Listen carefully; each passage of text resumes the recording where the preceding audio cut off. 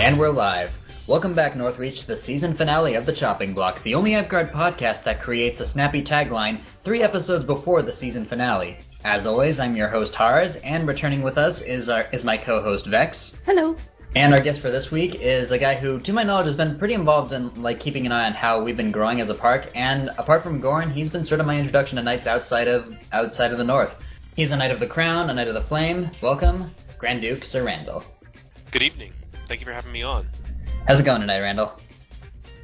It's a good night. It's the end of a long weekend. I've got a kind of a long week ahead of me, but it's been a good evening so far. Yeah, I feel that. So, how about you, Vex? How have you been? You were out on vacation land while you were in the last episode. It was great. It was sunny and warm and beaches. Where is vacation land? Maui. Wow, that's lucky you. Yes. Lucky. Alright.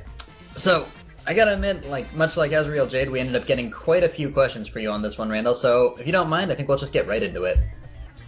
That works for me, however you'd like to do this. Alright. I'm a fan of these kind of things. These are fun on both sides of the wheel. Alright, sounds good. Okay, so Vex, since you were gone for a while, do you want to take this first one? Is this punishment? Maybe. Alright, our first question is from Abram. He asks, what is your goal for Amtgard where you are? That's a good question. It's kind of a big question. It's kind of a vague question, too. But where we are in Amtgard is kind of an interesting place because my park is down in Las Cruces, New Mexico. We're the Crown Lands of the Kingdom of Dragonspine. We're the oldest park in the kingdom. And we're sort of transitional right now because things are moving in the direction of a floating crown and we're hitting those first stages of it. Oh, yeah? And so for the first time ever, for almost everyone who's playing, they're in a park in Las Cruces where the monarch's not at that park. The only people who have had that experience otherwise are the ones that moved there or were here when we were a duchy as part of a different kingdom. So it's kind of a new thing, but it's also kind of fun and freeing, and we can really focus on what we're doing at our park. And we had a really good end of reign where we ended it with a big recruitment drive, and we have a whole bunch of people that have been playing that are new at the park, and it's kind of a wonderful little experience. So my goals are kind of big picture at this park in terms of how can we sort of keep things going and hit our benchmarks and make sure that we're doing the things we need to do to transition towards a floating crown, because it's not like a full speed ahead plan. It's a is everything working plan, and if it is, then we go to the next step. So we got to make sure of all that. But it's also, hey, check out this park. We've always been a fun park to play Amtgard at. Every weekend, big or small, it's always been a fun park to play Amtgard at. The thing that's different now is it's full of newbies, and that's sort of a new thing. And it's my goal with this crowd of people is to have a really good time playing Amtgard, but also to bring the culture of Amtgard that I think is important, the view of Amtgard that I think is important, and hope that they can pick up on that and run with that. That's awesome. I always like an enthusiastic new newbie. We get a good batch of them every year after the Renaissance Fair, and it's always a ton of fun to watch. So we got ours from a Renaissance Fair too, and the thing for us is the Renaissance Fair in Las Cruces has not been a very reliable recruitment mechanism. Really? And the problem with it is that I think a lot of the people that go to the fair bring their very small kids who are too small for Amtgard, or they're not from Las Cruces. So we've met plenty of people from other parks nearby, from El Paso, from Silver City nearby, who play Amtgard there because they saw us at the Renaissance Fair. So we end up doing recruitment for cities other than ourselves. So this year for us was a new experience. I mean, sometimes we get one person every couple of years, but to have close to a dozen people that came out all as a product of the Ren Fair is kind of new. And we have had that kind of enthusiasm. We got one guy who came out and he brought his kid and he says, hey, my kid is under 14, but he's nearly 6 feet tall, he's really big, can he play? And we looked at him, we checked him out, we said, yeah, you can play as long as you're around. Well, a couple weeks later, the guy comes out without the kid. He's playing. He's got a garb on, he's got weapons, and now he's a full member. He's coming out every week. That's awesome. It's pretty fantastic. I love families that play together, and when the parents come out and get more enthusiastic than the kids that they were bringing them out in the first place. That's kind of a fun thing to see happen. So. It happens all the time, and it's kind of great. Vex, wasn't that kind of your story for getting into Amtgard, or? Oh no, it wasn't. Oh yeah, no, that's right. I don't know why I was thinking of somebody else, but What was your story of getting into Amtgard? It's a pretty common story, I think. Just not having a social circle and sort of floating around trying to find something and being inspired by, what was that movie? Knights of Badassdom. Knights of Badassdom. Wondering yes. if that actually existed, if that was really a thing, and then doing online research and, oh, that is a thing. But I'm not saying that people can summon actual succubi, but we do have a couple of members that are succubus by race. yeah, my family is not involved. So you joined about, what, 5 years ago? 4 years ago? 4 years, yep. It was just sort of placed in my head when the movie came out. It was, what, 2013 or so. So that would peg you. Yep. Before that was role models. I wondered the same thing with role models, but I didn't have the internet mindedness to just like, oh, I can find this thing if I want. Yeah, see, I thought, before you mentioned Knights of Badassdom, I thought you were either going to mention Role Models or Unicorn City. I need to see Unicorn City. You haven't? Oh, it's so good. I've heard things about it. It's pretty great. I gotta watch it. Mm-hmm. Gavin wasn't even walking when I came to Amtgard. That's right, yeah. Wow. I was putting him in the stroller and just like setting him in the corner of the gym and playing battle games kind of in that general area. Alright. Well, so this next one was from Richter, and he asks, will drinking with Randall ever return? Absolutely. It's not necessarily on an official hiatus. Just got busy doing other things. And there's a list of ideas of things that I would love to sit down and chit-chat about. And the most recent one is on the topic of bullies in Amtgard. I'd like to have that conversation where we talk about the ways people can behave at a park that can unintentionally be driving people away, or maybe intentionally driving people away, which is worse. Mm-hmm. So I want to have that conversation. And another one that's on my mind is having a chat about Amtgard and minorities in Amtgard. And my thought process there is that if you pull up a Google image search of Amtgard and you start counting faces, it's going to be 98% white faces.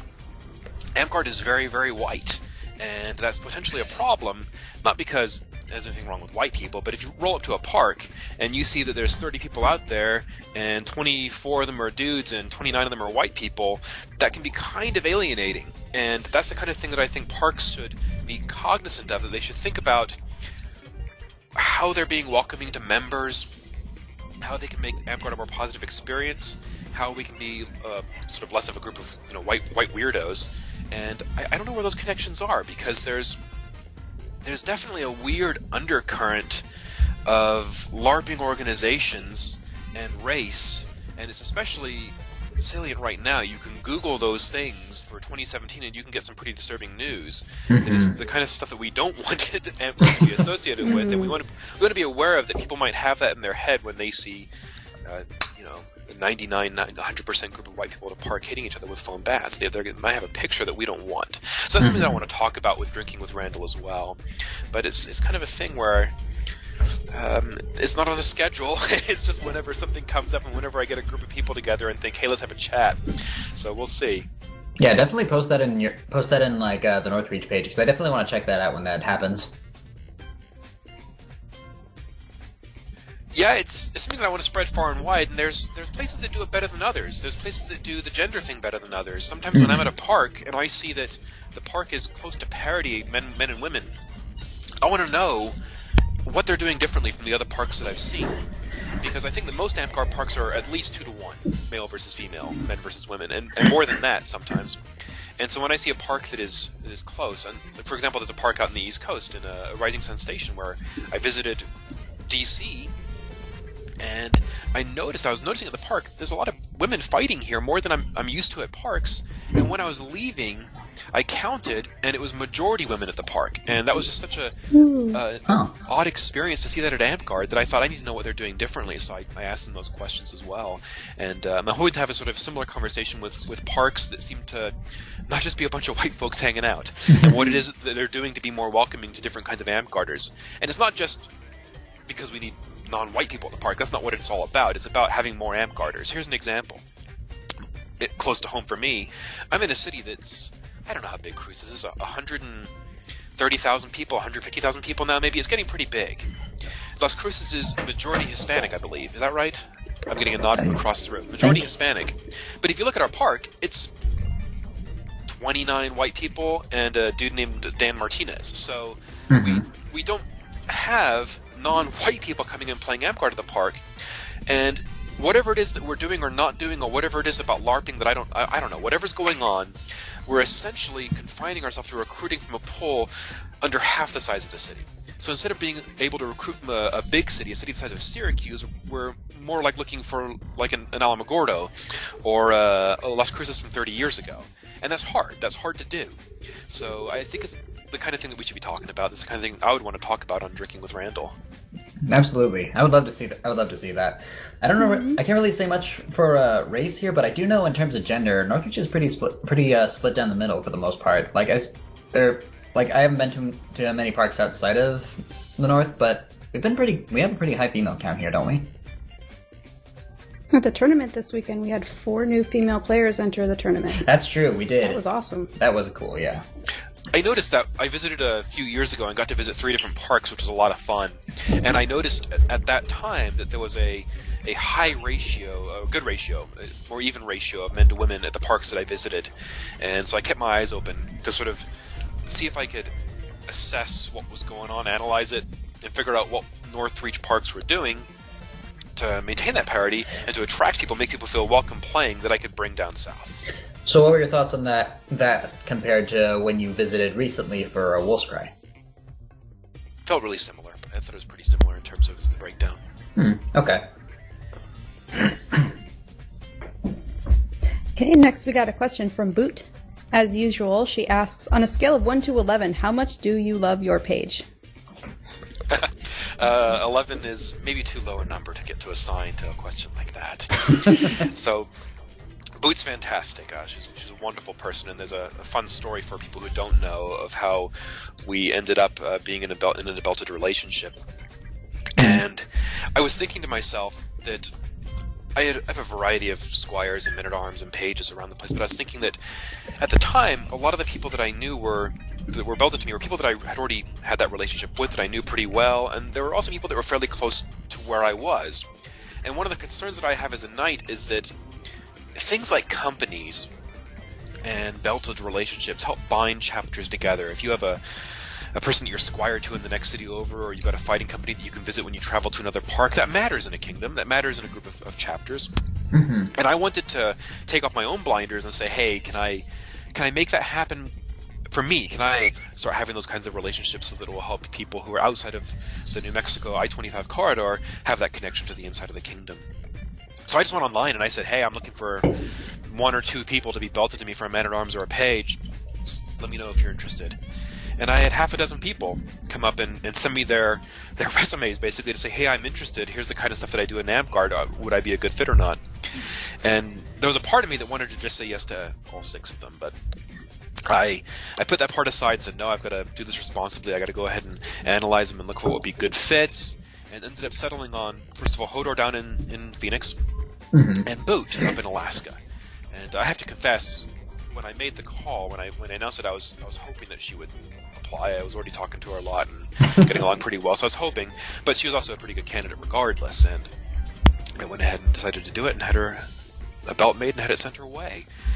And it's been fun. She ended up in Arizona for a while, and now she's back in Alaska, and I'm happy with the things that she's doing, from motherhood to Amtgard. Yeah, she did just start coming back recently too. So now that she's done having the baby, she's able to actually start coming out and fighting again, and she's been going full steam pretty much. Lucky for y'all, she's got a lot to bring to Amtgard. Hell yeah, she was actually the one that got me into Amtgard. Fun fact, people. Really? When was that? That was it was a while ago. I think it was when it was the first Wolf's Cry was like the moment where it kind of sealed me to actually like coming out consistently. So that would have been about maybe 6-7 years ago now. Jeez, it's been a while. That's about as good as being brought up by a fantasy movie. Yeah, something like that.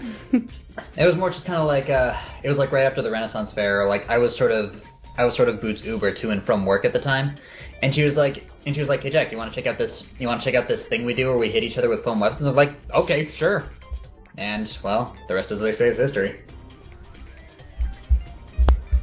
I'll be sure to thank her. So, this next one, I'll keep her anonymous, but I think people are going to figure it out really quickly. She asks, what is it like living with Azrael Jade? What is it like living with Azrael Jade? Well, we have to keep it real, you know, and not get stars in your eyes from the... She's fantastic. We have a lot of fun together. She's sitting over there laughing at me right now. And I think we make a pretty good team. I'm pretty excited about the times that we've been able to work together on Amtgard things. We have been each other's regent. I'm pretty sure we've been each other. We've been in office so many times, but I think that she was my regent in 2010, I think, and I believe I was her regent the first of her year-long reign last year, if I remember right. So we've done that, but we also do a lot of ANS stuff together because. Let me clarify. I wouldn't say together. I would say competitively. Because between the two of us, we've won something like half the ANS contests in the Kingdom. And she's won, I think, one more than I have. I was ahead for a little while, because I've been entering a lot of them, because I was running for office a lot, and then she entered a couple and beat me in both of them, and now she's ahead. So she has the win on that, and she also has the head-to-head win on that as well. Even though I've won almost as many as her, she head-to-head against me, I think, has beaten me all but twice, I believe. So, but we do it not like competitively the way you might imagine in terms of people just, going for blood, but there's a lot of collaboration in terms of, hey, I'm working on this thing, what do you think? And then a funny face about the colors, like, ooh, I don't know about that. Or so we do a lot of sanity checking and getting a second opinion and benchmarking and comparing. We both know what we're making. We both help each other with ideas and thoughts on those things, and that's a lot of fun. It's kind of fun to have that kind of environment for arts and sciences. It's like imagine you're a fighter gunning for a warlord and you live with a warlord. It's that kind of thing. And for our kingdom, not just any warlord, it would be sort of like a top-tier warlord. That's what it's like for the ANS stuff, and it's not just that. It's also for anything that we do in Amtgard, because we all do this. We both do the same kinds of things in Amtgard, and it's a lot of fun. That's awesome.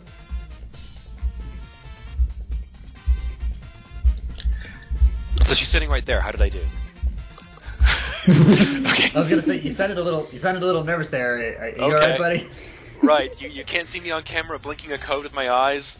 No, seriously. I might have said something sappier or better if he wasn't even in the room. But no, it's a lot of fun, and we've been doing Amtgard for a long time together and having a really good time with it. And I'm really. Oh hey, I just got a message here. I'm really glad that we get to do Amtgard together as alert well. the authorities. Oh God. Is that coming from her? You have to get me out of here. No, it's good. They say that it's important. I say that it's important to have a partner in crime for anything that you do in Amtgard. Going out and trying to do something by yourself in Amtgard, you're just going to get burned out. So it's nice to live with one now and then. I understand that. Yeah, every Bonnie needs a Clyde. Am I Bonnie or am I Clyde? Anyway, so what's the next question here, Vex? Let's see. Deli asks, or he says, we like to fly up warlords to teach at an event every year. Who would you recommend to teach fight wax that we haven't had yet? We've already had Peter the Quick, Sane Monkey, Zion, and Anatole. Shion. You should fly up Ilmarin, I think. Ilmarin? If you want someone to teach, I think you should fly up Ilmarin. Kyle Krinky. He was knighted the same evening as Isaac, but I believe he was knighted first, so he has seniority. Mm-hmm. And he is a great fighter. He's a terrific teacher. Kyle's an interesting personality, I would say. He has his rough spots now and then, but he's a really good guy, and he's great at that one-on-one teaching because he's a really analytical fighter. He's kind of like the beautiful mind of fighting. He's someone who will go into combat. The guy's an engineer. He'll go into combat, and he will imagine the fight as a 3D sort of, that scene where they have in a sci-fi movie where they have the 3D grid appear in the air and they can turn it around and they can pull parts out of it and they can sort of just do that whole Minority Report thing. So he kind of does like three-dimensionally like that with meets like Sherlock Holmes. Yes, he Sherlock Holmes the fights, and it's worse than that. There was a point where he had been gone from Amtgard for, I don't know, 3 months, maybe? And he came out for a tournament, and he hadn't really been out of the park doing much practice to fight. But he wanted to contend in the tournament, and his mechanism of preparing for the tournament was to spend the prior week thinking about everyone who was going to fight in it. So he contemplated every fighter that he knew would be there, all the fighters that were dangerous to him, which is a small list, and he came up with a plan for each of them. He just visualized it in his head, and he ran the fights through his head until he came up with the best possible solutions, and then he implemented it. That's the kind of guy he is. So he's not only a bizarre and brilliant fighter, he's a great teacher, and I think that you couldn't go wrong bringing him up for it. That's awesome. I'll definitely make a note of that. Or I guess whoever's running that kind of event can make a note of that listening to this. Yeah, you can whisper in their ear. Alright, cool. So, this next one we got is from Glenn Mop, who I'm assuming is somebody from Dragonspine, right? Yes, Glenn Mop is a member of the Kingdom of Dragonspine. Gotcha. And he asks, how do we do a better job at banning cheaters? Amy's laughing at me. If Glenn is listening, I hope Glenn is listening. Hi, Glenn. He has got to be at least the 6th or 7th best fighter in our kingdom.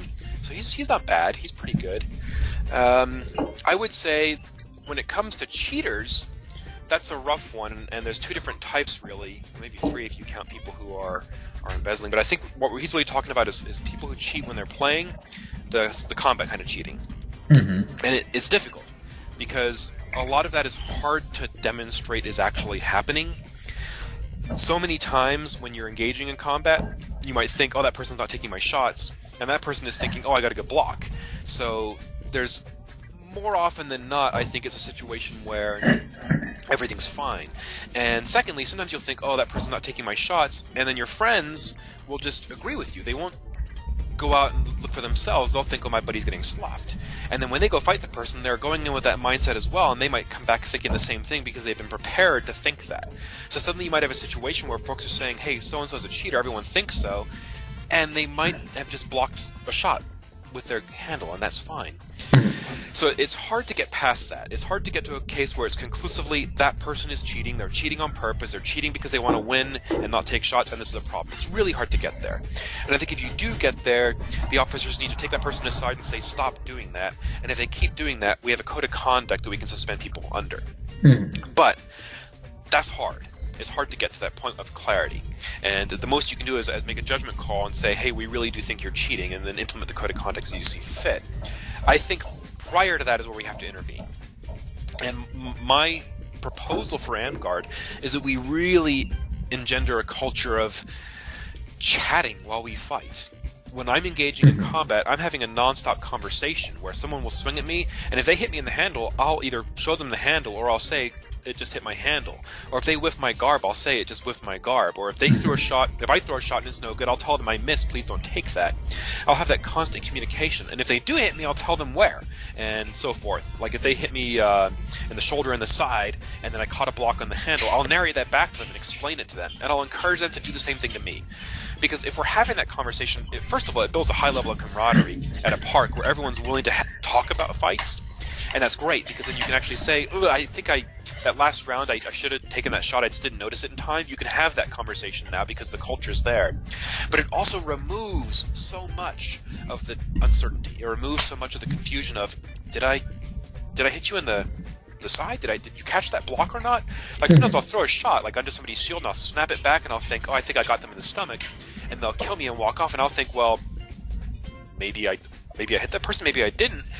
Mostly I just want to know. If they say, oh, it just hit me in the hand, I blocked it, that's good for me to know that, because next time I can go into the fight anticipating, okay, they've got a hand block there, I've got to do something about that. But if they don't say anything, I have no clue. And I can make all sorts of conclusions about that. And the ones I try to make personally are, he must have blocked it. But it's also easy to think, okay, what's going on there? So my proposal is we have that constant chatter of explaining the fight to each other as we're engaging in it to prevent that. And to make it so that you don't have to ask somebody what happened. The default is we divulge that information willingly.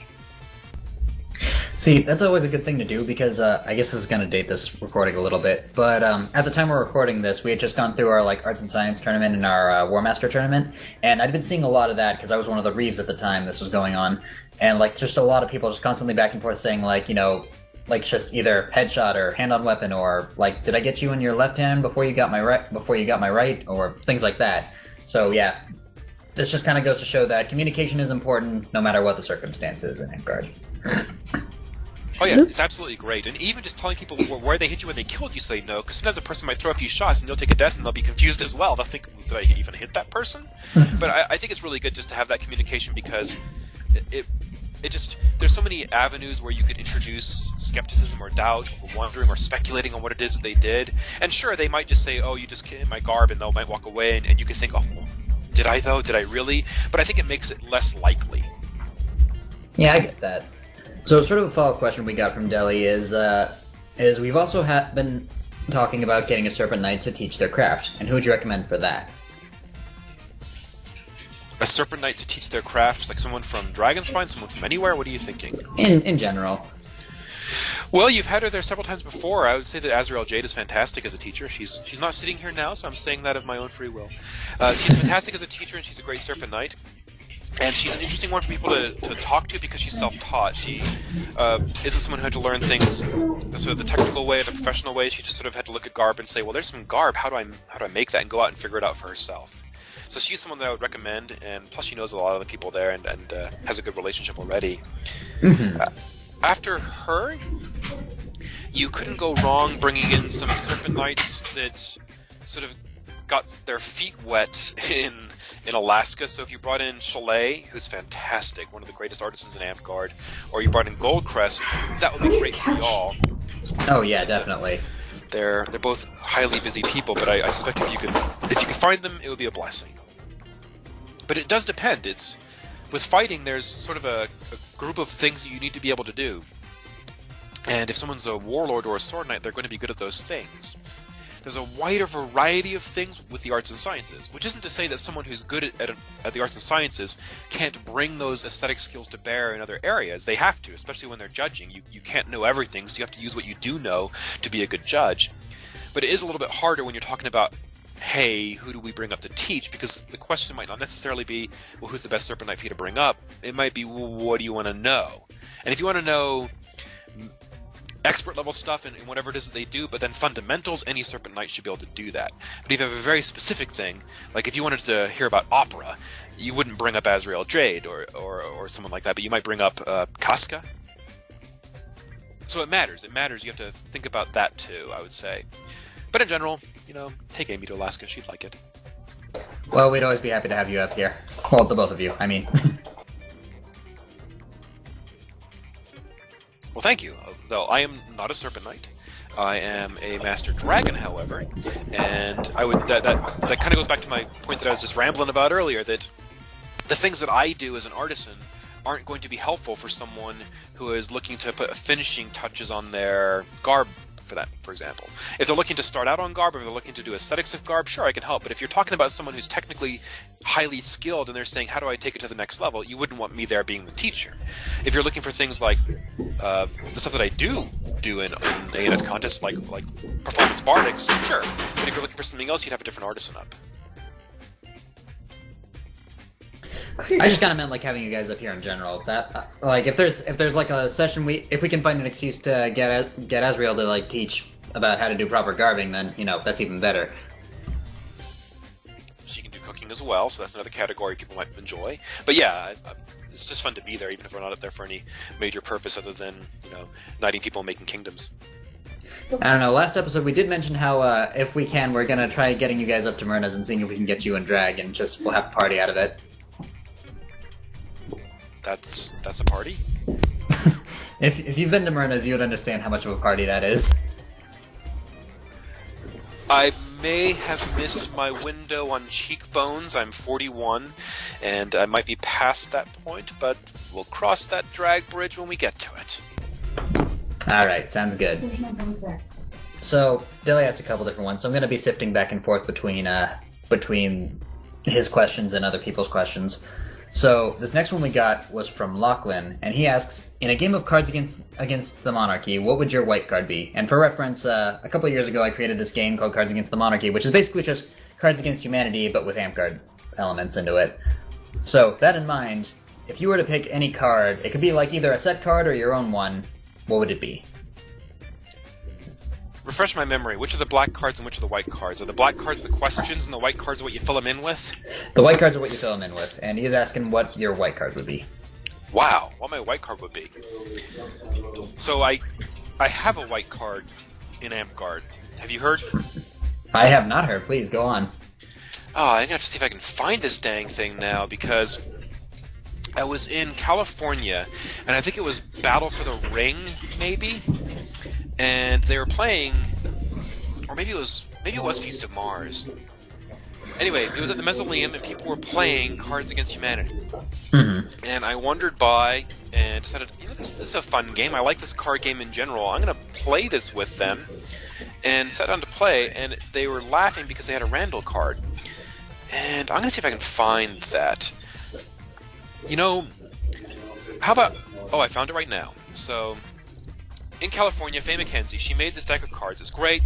There's maybe a few cards in there that you look at and you think, I don't know if that's a great card. You should probably pull that one. But the rest of them are really solid in terms of being... This is a Reverend Amtgard stuff. And this card here is a black card. It says, during event sex, I like to think about blank. And I have 2 pictures of that I sent because 2 of the white cards, one of them Sir Deimos, and I played that and did very well, and the other is Sir Randall. And I was also able to play that one because I had that card in my hand when I did it. And not when I did it, but when I played the game. And I don't know. Do we do phrasing on this show? I don't remember. Vex, have we done phrasing here? I really hope we do phrasing. We'll do phrasing. And that's the picture that I sent to you of that card from 2016. Damn. So there's my Cards Against Humanity Amtgard Edition story. And I won that round. I feel pretty happy about that. Well, I think you've safely won the award for best response we've gotten to this question so far. Definitely. Alright, our next question is from Deli again. How do we foster better leaders? Oh, wow. Okay. That is a big question. And I'm not sure that there's a 60-second answer to that big question. How do we foster better leaders? It's your episode, so... Well, thank you. But it's hard to answer that question because it's so big.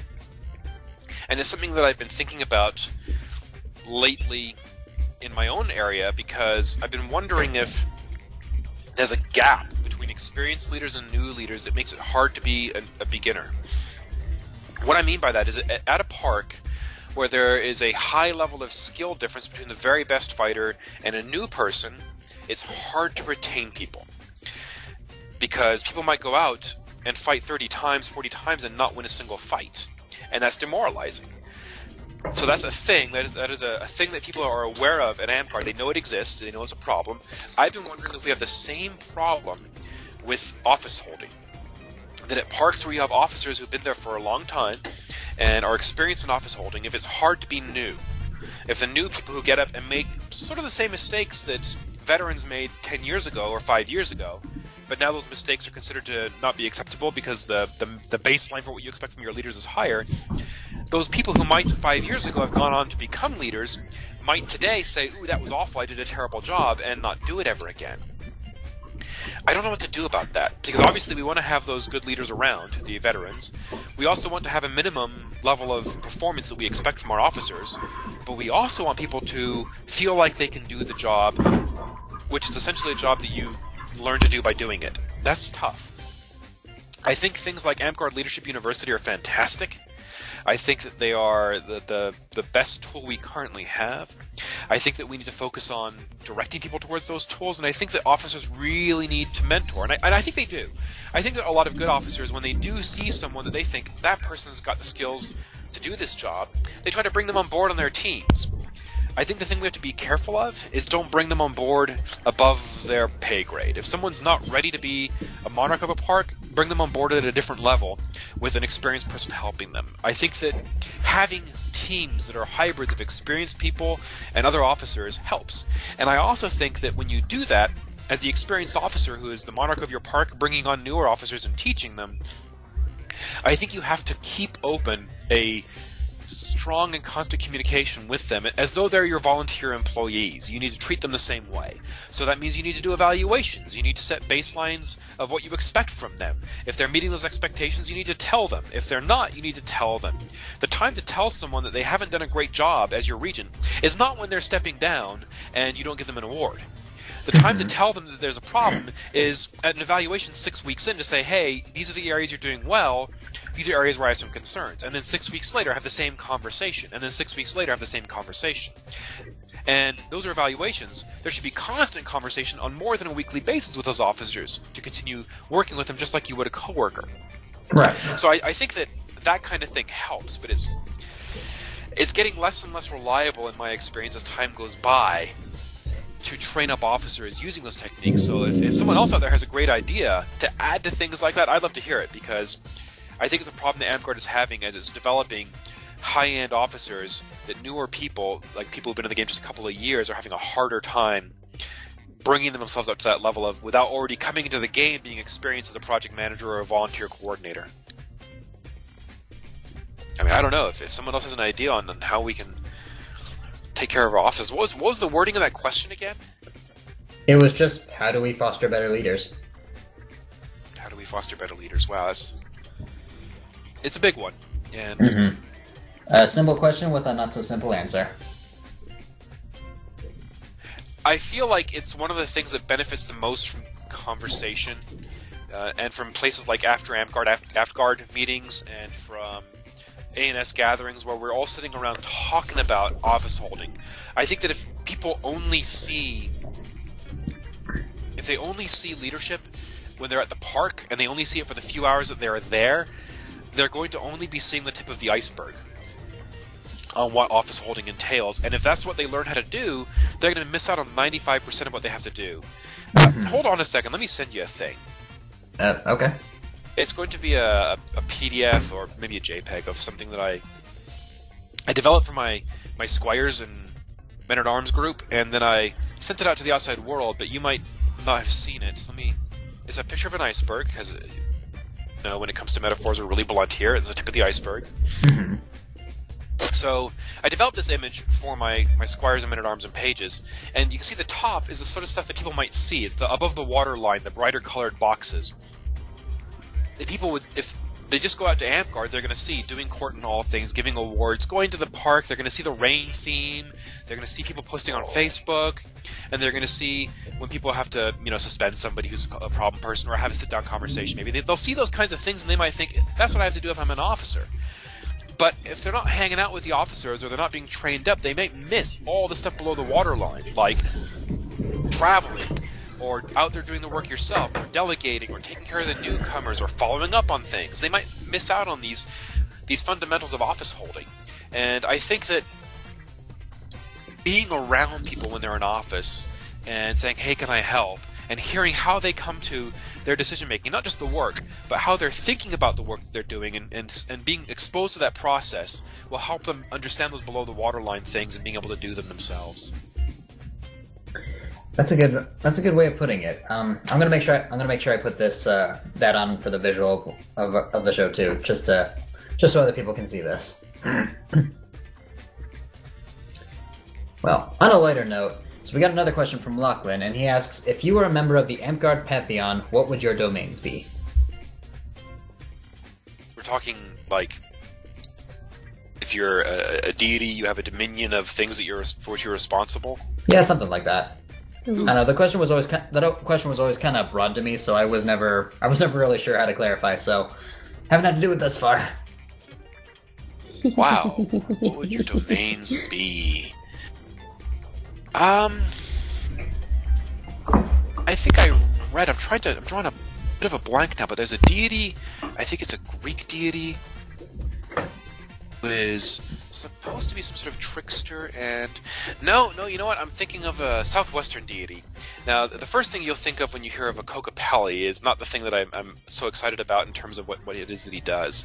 Kokopelli has three things. The first is his famous one, but the second two are he's responsible for travel and entertainment. So he's basically a southwestern bard. So that's my jam right there. That's the kind of thing that I'd be into. Hey, as a wizard, I can dig a good bard. Nice. I like it. I like the storytelling aspect of Amtgard, and I like the entertaining aspect of Amtgard. I really dig we're around a campfire, and we're singing songs and telling stories, and my jam is recitation, and that kind of thing. So that's where I come to this answer. Right, I gotcha. Next is Deli again. What is the best yearly event in all of Amtgard? The best yearly event. Ooh. That's a big question, I just realized. Right. Well, well, the answer is Feast of Mars, but let me go into that a little bit further. Because just like with the, hey, which Serpent Knight should I bring up to teach, events do different things well. And my answer for Feast of Mars is because it brings an experience that... It brings you the event experience. You're there with 150 of your best friends, and you're having a great time in a beautiful little part of California, and they have reliably great food, and the theme of the event is not just something that they put on Facebook and hand out favors for. It's built into the event, and you get to go out there and be a gladiator, and they assign you your gear, and they give you your tabard, and they say, "Good work, gladiator," and the muses wander around and give favors to people, and there's gladiator owners who bet on who's going to win what fight, and it takes Amtgard fighting, which in a competitive environment, it makes it really fun and fresh. I love it. Every year that I get to go to Feast of Mars, I'm happy. Every year that I don't go to Feast of Mars, I miss it. I would say it's the best event in the game, and if you haven't been to it, you should go. There are other events that I would like to shout out to as being particularly fun. One of them is currently probably my favorite event at the moment. Not my favorite event of all time. It's not even an Amtgard event, and it's Battle for the Ring. It's also in California. And I like it for some personal reasons and some event-wise reasons. Event-wise, it's interesting because the gap in fighters, that thing I was talking about earlier, with skill gap, I think it's lower in, I think they're Belagarth. It's lower in Belagarth than it is in Amtgard, and also the weapons are heavier, so if you're really fast and clever and you're a good fighter who can maneuver around people, it's harder to deploy that with your speed with the heavier weapons. So until you get to the highest ends of combat, the weapons, rather than being something that hinder worse fighters, in my opinion, become an equalizer. A beginner and a veteran have more of a chance of killing each other than they would with much lighter swords, where the veteran would just smoke the newbie and run off. So you see a much broader spectrum of fighter out there. When I look out at a Battle for the Ring field, I see a lot more women playing with swords and shields than I do on an Amtgard field, for example. And I love that. And I love going out there. Almost every year that I've gone to Battle for the Ring, I've been out there wounded. I've been left-handed. And I'm not very good with my left hand. I'm not very good with my right hand, but I'm definitely not very good with my left hand. And I can go out there and have a good time, and it works because that's the way the game works.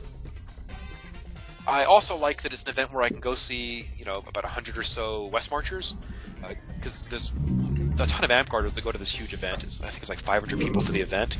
So it feels like you're going to an Amtgard event, but none of us have any responsibility. We're just all out there having a good time, and that's kind of awesome too. So go to Battle for the Ring, go to Feast of Mars, and if you want something really quirky and bizarre, come down to my park, come to Maze, which happens once a year in the first week in November, and you can do Amtgard in a corn maze at night, 2 nights in a row. It's fantastic. I've heard some good stuff about Maze. Me too. Yeah, it's fun. It's not a traditional Amtgard event, because it's not a camping event, so you're not going to go out into the woods and get drunk with your friends. It's not a event like that, and it's mixed with other things going on. There's a Renaissance fair in town the same day, and we do a lot of work at it, but we also do a lot of fighting at it. So there's fighting out there during the day with it draws a lot of good warlords from all around the state, so the fighting there is off the hook. Ooh. And then at night, we have a couple of these amazing, out in the maze battle games, and we have our coronation that weekend too, so we have a pretty good feast out there. So all in all, it turns into kind of an entertaining weekend out of what is essentially a local shindig. That sounds pretty awesome, actually. Yeah. I didn't hear about that particular detail. Yeah, it's really rad, and it kind of just developed into this thing, and it varies. Like, I would say it's a big event. Like, it has 60, 70 people. Some years it's been larger than that, but the average is around that number. Mm-hmm. And it's just great. It's just like, hey, let's put on some garb and some armor and some funny face paint and go stomp out into the cold corn and hope we don't get murdered in the dark by zombies. Yeah, I don't know. I guess I can't really say I have a problem dealing with the cold because given where we're from. But Well, it varies. We had Goran came down and ran one for us, and unfortunately, the second night it turned into torrential hail and rain. Ooh. Was it hail as well? It was we the first night. Okay, the first night was hail and rain, and it was just drenching, torrential, freezing downpour.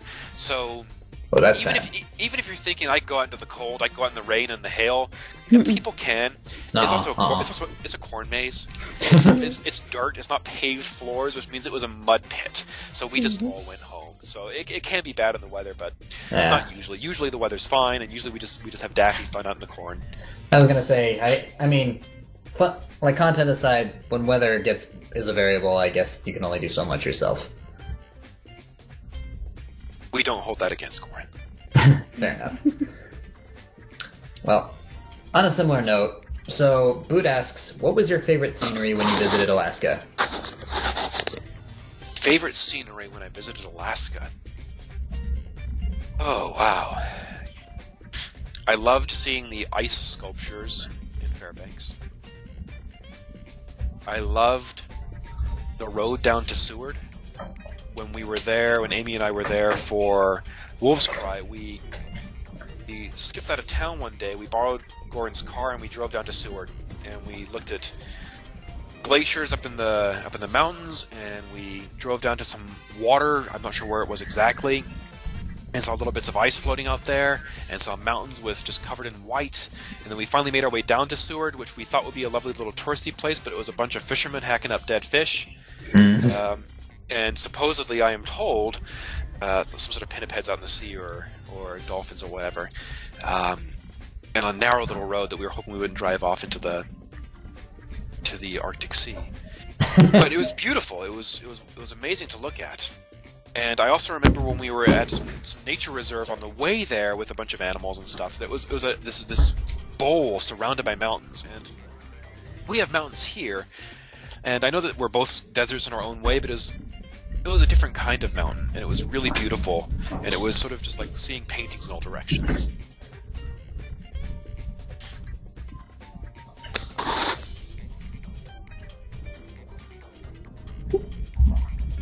Another question from Deli. Which part of Dragon Spine could use the most improvement? Most improvement? Roast yourself. Wow. That's also a difficult question, because there's so many possible ways a group can improve. Like, for example, I could look at my park. I could come up with some. If I had a wish list of things that I would like to see happen at my park, it's going to be different than if I have a wish list of things that would be great for Vermspire, or great for the parks in Arizona, or for Silver City, for that matter. And so many of the parks are doing well. Anytime you see an event from the parks out in Arizona, anytime they have like a carnation at their park or what have you, their decoration is beautiful. And when you look up in Albuquerque, the numbers are huge. They've got tons of people playing Amtgard right now. When you go to Vermspire, there are people who bring like a Viking hut out to the park and they do A&S in it. Yo. Yeah. When you are out there with the people in Silver City, they go to City of Rocks and they play Amtgard there. City of Rocks is exactly what it sounds like. It's a park that's made up of boulders, big ones, desert trails. Yeah, and they fight amongst the rocks. So it's like you're in some sort of Mad Max wasteland. That is awesome. Yeah, and their park's growing and doing really well. So when you look out across our kingdom, we've got a lot of parks, and they're all doing things that are well, that are good. They're prospering in their ways. I think that if there's a thing I'd like to see, I don't know. I'd love all of our parks to be more unified. I'd love them to have more cross-park communication. Our Kingdom Facebook page is not a place where people go to chit-chat with each other about Amtgard stuff and to have those conversations. I would like it to be that way. I would like people who play Amtgard every weekend and are having a good time to be getting along with one another on their various park Facebook pages. I'd like people who don't play Amtgard and are only there to be unhappy to go be happy somewhere else. I think that would be good for the parks too. Mm-hmm. And I think that's the kind of thing that at every park we can have those kinds of improvements. So that's what I'd like to see the most, is that people think about the communities that they're creating. They identify their toxic players. They say, hey, you need to be better or we can't play with you anymore, and they need to identify their good players and support them and bring them up, and I think that would be a really great thing across the kingdom. And there are parks that are doing it well already. Mm-hmm. I agree. Alright, Vex, I know we're kind of doing this back and forth, but do you want to do this next one? Sure. Another one by Boot. If you could touch the butt of any one person in the history of ever, whose butt would you touch? I don't know, that seems like a you question. Yeah, I was gonna say. I'm not a big butt toucher. My Disney princess is Emperor Kuzco. Hey, there's no shame in that. So No touchy. Yeah, no touchy. You could touch a dinosaur butt. That's true. Well, she did say person. Oh, could touch- wait, yeah. Right. It has to be a person, so that's sort of a. You know, technically there was a dolphin that was granted citizenship in California, I want to say. Right, and there's a great ape personhood project in the Azores out in Spain as well. So there are people that are trying to get personhood for non-human persons, which is fantastic, I think. Isn't Coco considered a person? You know, I don't know, but I would say that I'm not interested in touching Coco's butt. Okay, fair enough. That's a good question. I suspect I am a historian. I suspect that I would think of a historical figure that is intriguing to me in some way, and touch their butt. And touch their butt, sure. and there's a few from my own tiny slice of history that is possible in a way to do that with. There's a person who died approximately 1900 years ago. His name is Antinous. And there are statues of him throughout the Mediterranean because he was the emperor's boyfriend, and then he died at the age of 18 in sort of a spectacular fashion. The emperor proclaimed him to be a god, and they made statues of him all over the empire to please the emperor, and he became the model from which other statues were made. They've identified statues where they say, you know what, they just took the head off one of these Antinous statues and put it on this one here. They didn't even make their own head. And apparently he was quite a catch, and he's always displayed as sort of a firm, muscular figure. He went and hunted lions with the emperor, so I imagine he had a nice butt, and it's been sculpted and is on statues all over the old Roman world, so you can go touch it if you like. Well, if we don't come up with a title episode for this one, we're probably just going to call this one Historic Butt Touching. Historic no butt touching. Historic no butt touching, there you go. And yeah, I think I might go with that as an answer. I might go with Hadrian's wife sounds like an interesting figure, and she wasn't getting a lot of butt touching from him, so maybe we could make something happen. Alright. Well, seems like we're getting pretty much nothing but lighthearted questions here at this point. This next one we got is from Deli, and he asks, what's your favorite cheese? Favorite cheese? Mm-hmm. Wow. Favorite cheese? Well, right off the top of my head, I would say that my favorite cheese is pepper jack cheese. I really like pepper jack cheese. Okay. It's spicy and interesting. It's got a good cheese flavor, but it's not too overbearing in its cheesiness.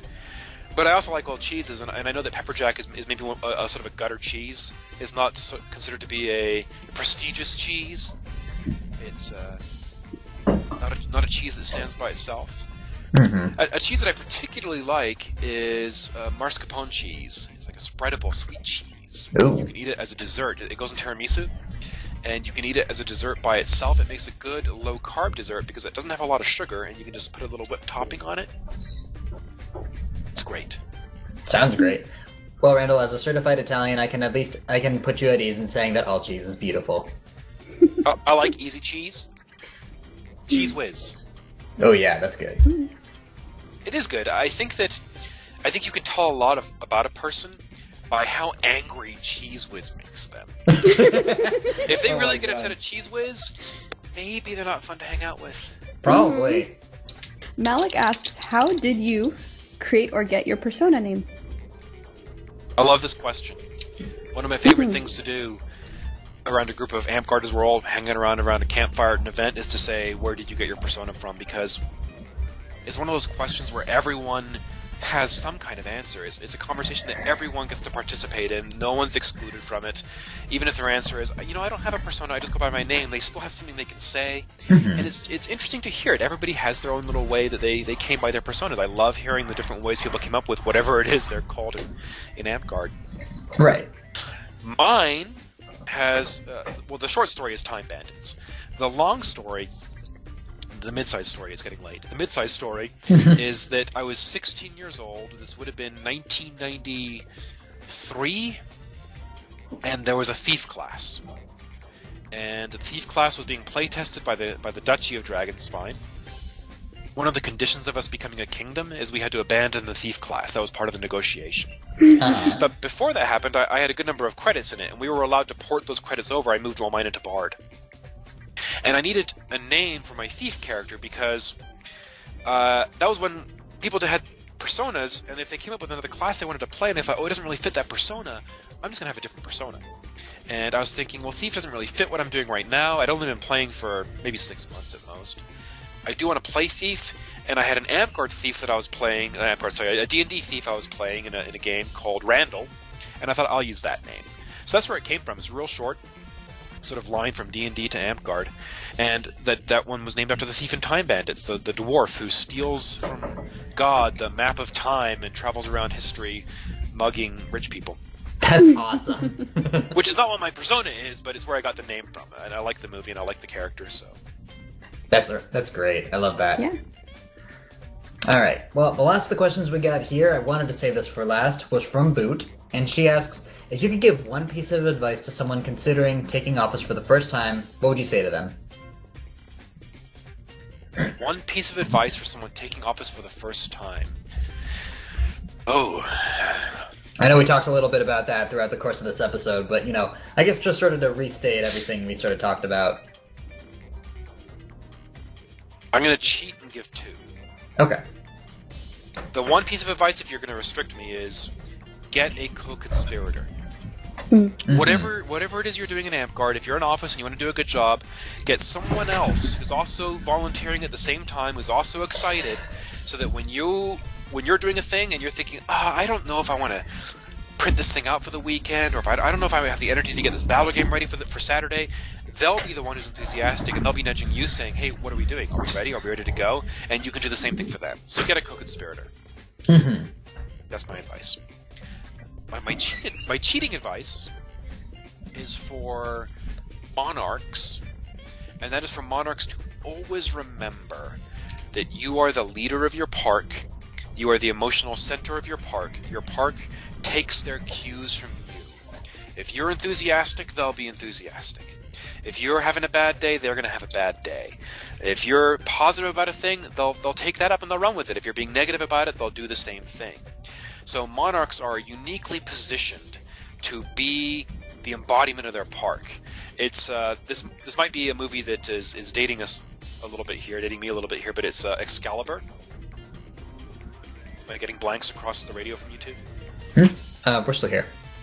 Excalibur. Have you watched it? Oh, okay. So Excalibur is I guess it's a 90s or late 80s King Arthur movie. And probably the 2 most famous things about Excalibur are not relevant to office holding in Amtgard unless you're really clever. One of them is when Uther Pendragon gets down with his wife. No, gets down with someone else's wife, disguised that dude with an illusion, and he's wearing a full suit of armor. So you get someone in a full plate outfit making babies on a table. Not so useful for office holding, but it's probably the thing that the movie's most famous for. The second thing is it has the Knights of the Round Table riding out to Carmina Burana while cherry blossoms are falling, and it's a beautiful scene. Ooh. So it's wonderful, and it's kind of an over-the-top movie. Patrick Stewart is in it. I think he plays Uriens, one of the knights. Mm-hmm. There's some other people that are sort of famous now in it, but I don't remember who they are. Anyway, the thing that I drew from it, though, is neither of those things. The thing that I took from it is there's one point where Merlin, who's really creepy in that movie, where he's sort of lecturing people about kingship, which he does frequently, and Arthur is sick, and they bring the Grail to him, and the Grail heals him. Spoilers, the Grail heals him. And Merlin says, I think he says, the land and the king are one. And It's his way of saying that the land is literally infected by the king's sickness, and literally restored when the king is restored. That's mystical mumbo-jumbo, but I think it matters for leadership, because leaders can infect a group of people with their enthusiasm, and they can infect a group of people with their malaise. Mm-hmm. That's a good way to put it. In fact, I've been seeing a lot of that pattern myself, actually. Just, I don't really have a specific event to point to, but just I've seen when we've had good monarchs, we've had good park days, and we've had a lot of enthusiasm. When we get a lot of enthusiasm from them, we get a lot of enthusiasm from our park. And vice versa, when we've had bad monarchs, the park also kind of feels... When we have monarchs that are alienating, the park feels really alienating, and when they act hostile, the park feels hostile, and so on. So yeah, that is 100% true, I believe. I have the actual quotes for you. Here they go. Oh. This is Merlin, where he's talking to Arthur, and he says, "You will be the land, and the land will be you. If you fail, the land will perish. As you thrive, the land will blossom." Later on, Percival brings the Grail... Percival, by the way, is the one who succeeds in this movie. He brings the Grail to Arthur, and he says... and this is when Arthur is in some sort of Jesus pose scene where he's not really sure what he's looking at, and he's asking him questions. He says, what is the thing that I forgot? And Percival says to him, "You and the land are one. Drink from the chalice, and you will be reborn, and the land with you." So, yeah, when I think about office holding in Amtgard, even though my answer to other people is, hey, have a co-conspirator, because that's really practical, my personal thing that I think about is the King Arthur thing. That's pretty solid, I would say. Thanks for that. Mm-hmm. Alright, that wraps up the given questions we have here. So I believe it's time we get to probably the last one of the season, that is our last Vex's lightning round. And for the first time watchers, this is where I kind of just let Vex go off her hinges and ask whatever she wants. So, with that, Vex, it's all you. Ooh, lightning round. Yeah, pretty much. It is late. Yeah, we'll keep it. So- We'll keep it to a few. A few. Okay, what's your favorite snack? Oh, shoot. Cookies. Alright. Any specific kind of cookies? Chocolate chip. Big ones. Like 250 calorie cookies. I like that. Who's your favorite fiction writer? Oh, shoot. Favorite fiction writer. Douglas Adams. Yay. Ooh, that's good. Excellent. What's your favorite item to fidget with? Well, right now I'm fidgeting with a clip. You know the little office clips that you clip a whole bunch of papers together with? They're black Binder and they're clips. bendy. Yeah, binder clips. clip. I'm fidgeting with one of those right now. I don't know if it's my favorite item to fidget with. I'm just happening to do it at the moment. I fidget with my own hair a lot, but I also have a fidget spinner in my office. Oh, okay. What else? I feel like I'm doing better at this. You're actually doing pretty good. I'm gaining my stride here. Oh. What's your favorite holiday? Passover. Nice. It's like Jewish Thanksgiving, but with more wine, and we condemn our enemies. No, we ask God to destroy our enemies. It's Don't we great. all?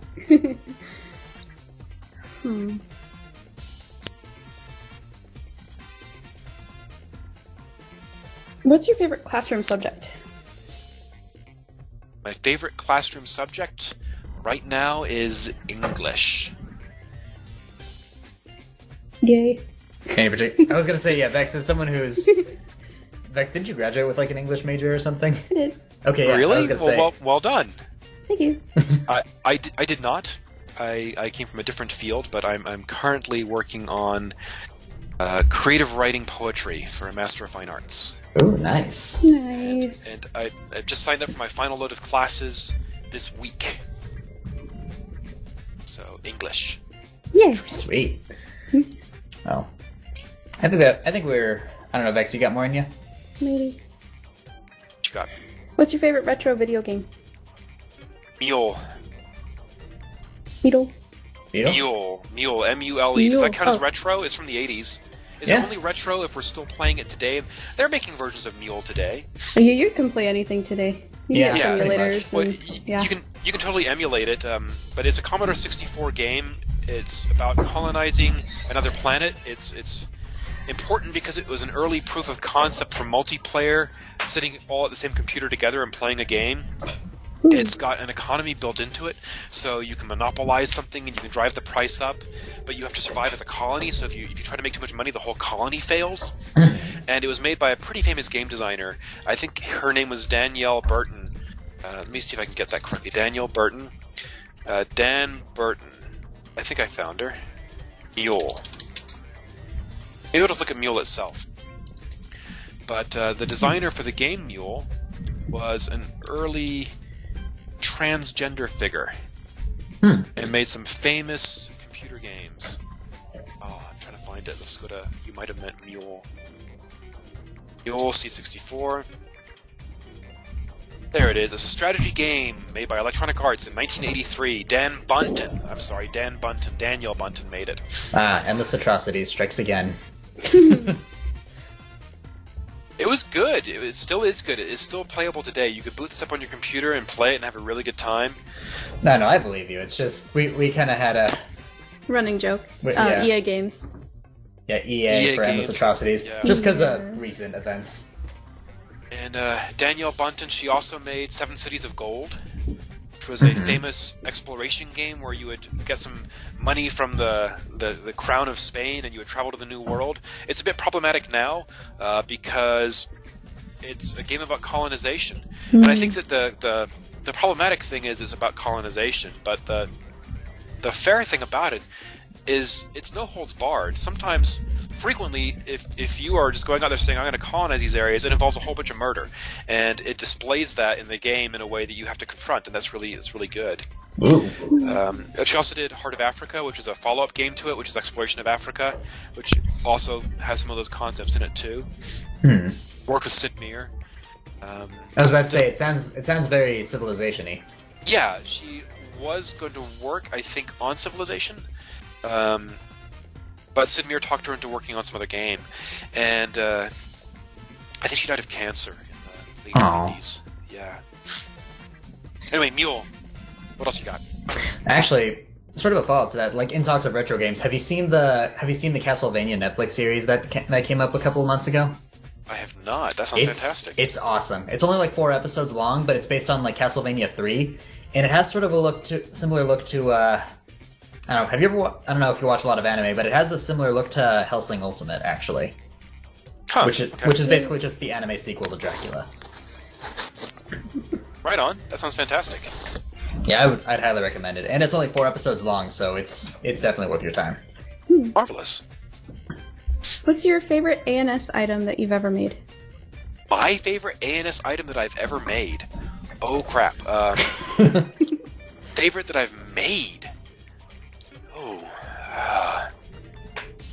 The thing that I've gotten the most use out of is I made a fairly simple surcoat.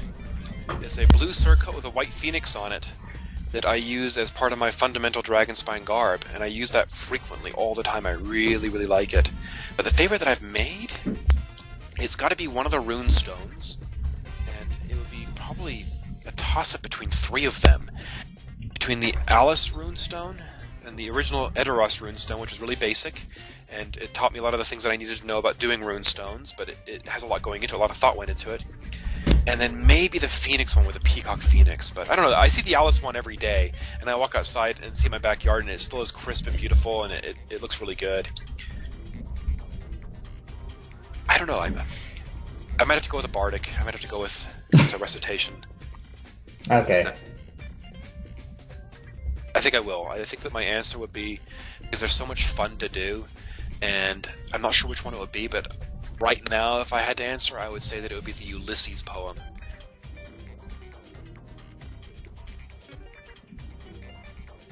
There we go. Cool. I got to an answer. I made it. Alright, cool. Alright, well, we have been going on for... Actually, I think this might be our longest episode to date at this point. So, first off, I just want to say thank you so much, Randall, for being not only a guest, but for being with us on our season finale. This has been awesome. Well, absolutely. Thank you both for hosting, and thanks for doing this. It's been a lot of fun. So, and with that, I would also like to give a formal thanks to our audience who've been watching us up to this point. We honestly wouldn't have been able to do this without you guys, so thank you all so much for your continued support.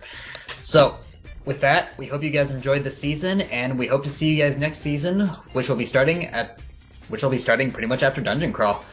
So, until then, I'm Hars, this is Vex, and you've been watching The Chopping Block. Have a good night, everybody. Good night. Thanks for keeping up.